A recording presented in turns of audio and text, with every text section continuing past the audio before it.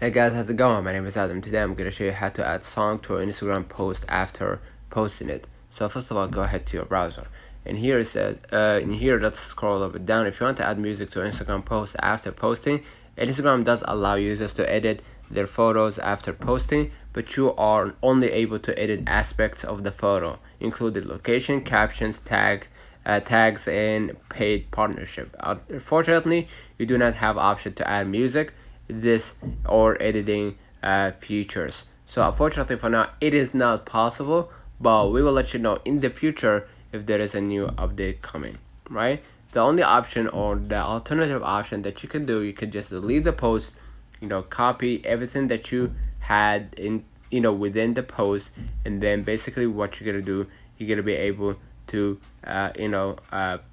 basically edit right here. Click the three dots to edit, right? Click edit right here, and then copy everything regards that post, and then posting it again. All right, let's find out the comments of this video. Hope you don't forget to like and subscribe. Thank you for watching.